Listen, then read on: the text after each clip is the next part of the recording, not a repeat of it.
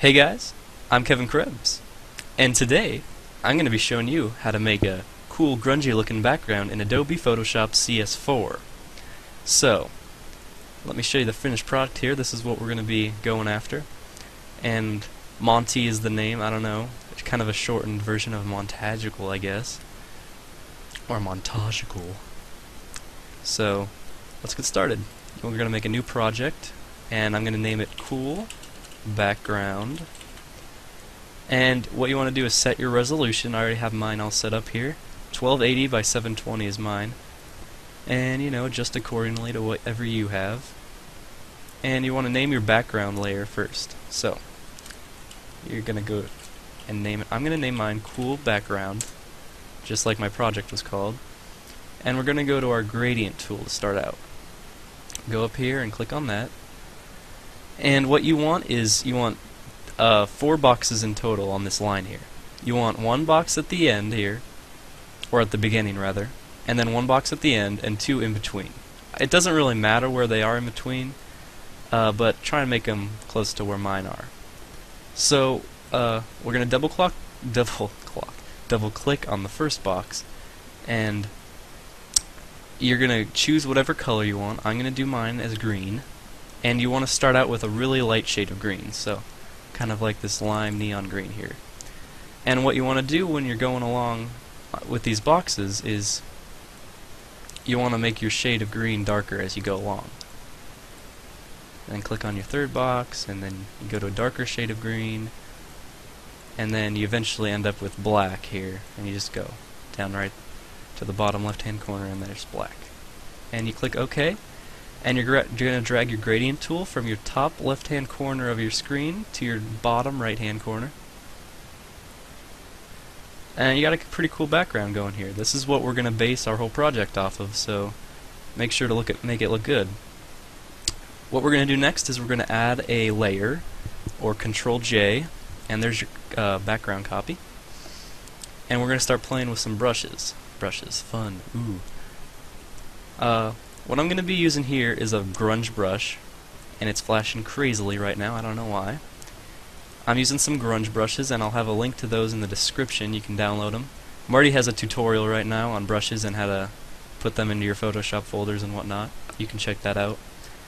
And you all remember, you want to have the color for this brush set to black, or whatever you want the grunge look to be.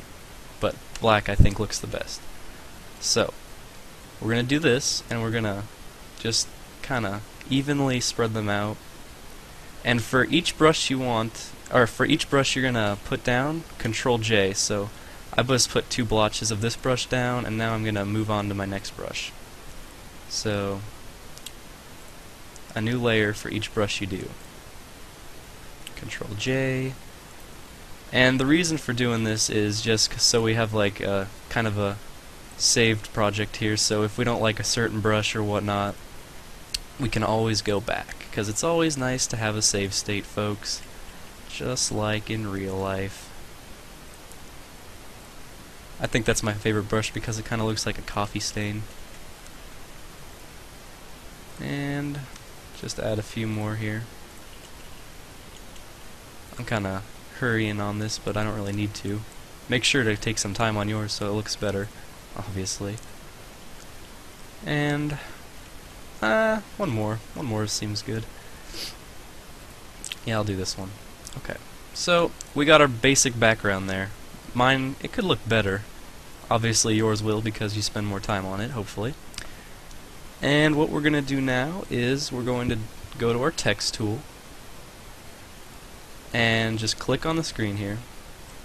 And I have my font set to 180 point, which is pretty big actually. So you would want to adjust yours accordingly to however big you want your text. I'm going to just type in Monty, like I did on my preview, and you can move it around. I'm using the font Diffused from a website I downloaded it from. I'll have a link to that in the description as well. And Monty, okay. So just kind of set it in the center here, and you can put it as sharp, crisp, strong, or smooth. It doesn't really matter because you don't see much of a difference. So I'll just have mine as sharp, the default. Okay, so you just want to kind of click on your layer here so it automatically registers it and calls it Monty. And what you want to do is you're going to go to your right click on that layer and go to blending options.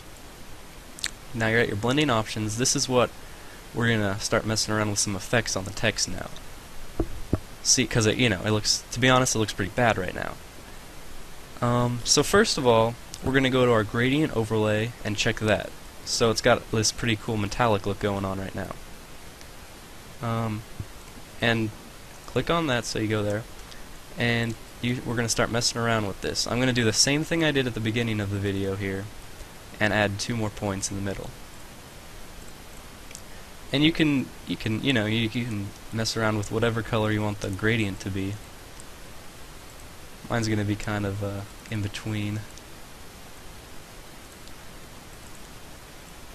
And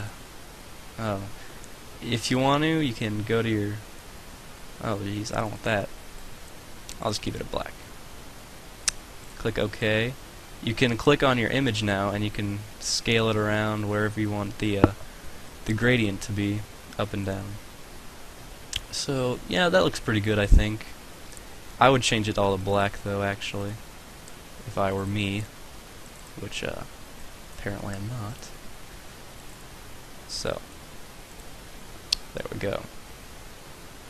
And if you want a lighter, like gray color at the end, so it kind of fades out or something, you can do that too.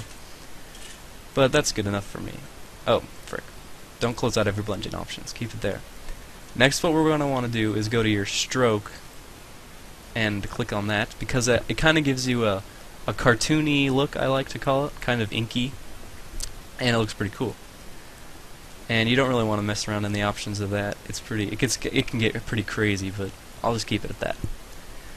Next, you want to check your bevel and emboss. I probably said bevel wrong, but whatever. And it gives it kind of a, I don't know, like a worn, dented look, I guess. Yeah, I'll say that. And then click on your texture.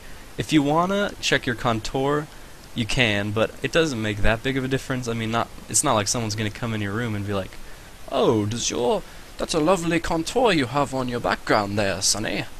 And you'd be like, "Thanks, Grandpa, get out of my room." Okay, so what you want to do is with your text now, your texture. You can scale it up and down, so you have more of the bubbly texture, kind of what you have here, or you can scale it very small, so it kind of has like this metallic, futuristic look going on. But I'm gonna kind of keep it in the higher versions. And you can also scale the depth down and whatnot. It's you know, just play with it, make it however you want. I think that looks pretty good. Now, if you want to put an inner glow to it, you can.